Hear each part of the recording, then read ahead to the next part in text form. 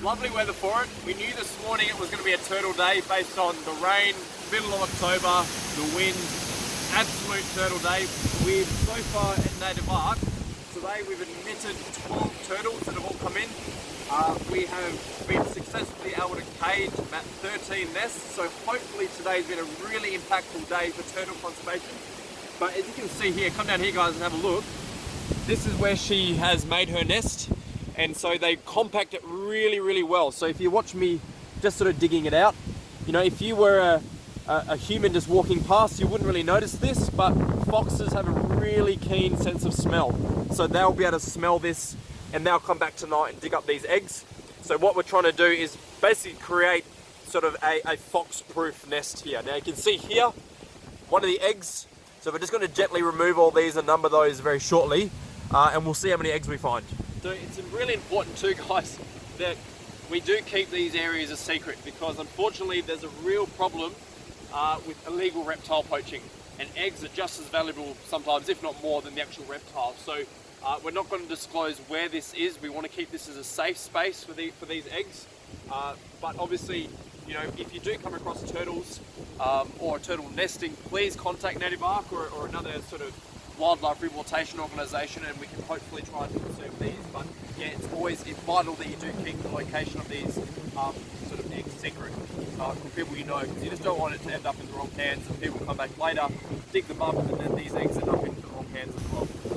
So we did dig out the nest, and I did actually leave the good trowel. So I've got this really flimsy, horrible rubber thing, so it's actually a bit easier if I just use my hands at this point.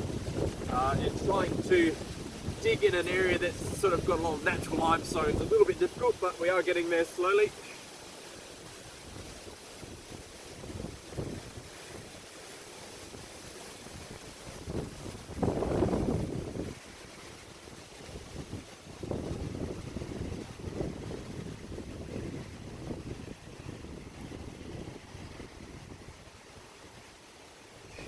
Okay, so we're just about to lay our cage. Now, it's a really clever design in the sense that what we don't want is when the turtle hatchlings emerge is that they get stuck in the cage, and which could quite easily happen with some mesh or some wire. So this is designed obviously because the size of that hole is big enough that the turtle hatchlings can get out when they emerge, but it's still too small that when a fox comes down to try and dig in, they obviously can't get through the top, and they can't get through the sides as well. They'll dig down, they'll keep digging, get frustrated, move on to somewhere else. So again, it doesn't look like a really complicated design, but quite ingenious really when you look at it.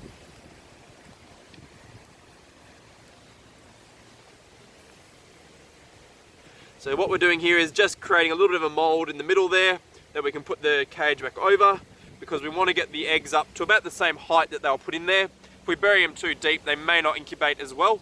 So generally we put them at a height of the mother's back leg, which we don't know because the mum's not here, she's wandered off, but you know, we do this all the time, so we're quite good at measuring this distance.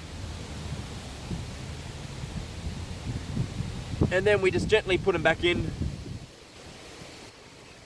So put that one back on top. Like that. And then we are going to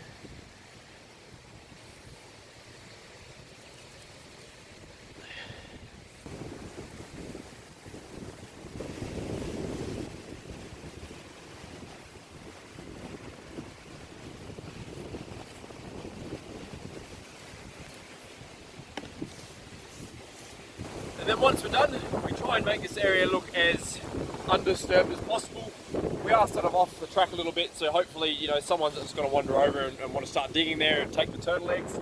You know, give it another day or so, some branches will fall down. You know, no one's going to really know this is here. What we'll do now is we've logged all the GPS coordinates for the researcher. They'll be coming back. So the idea is that they come back, they can monitor those eggs, get data, whatever they need.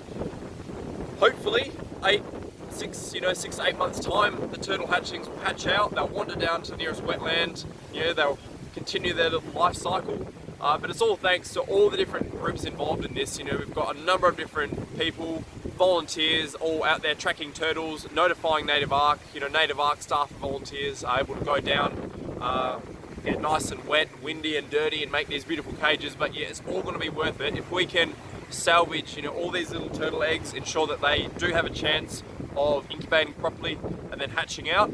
We're hopefully going to have a good impact on the southwestern snake-necked turtle conservation. So well done everybody, and stay tuned for some more updates.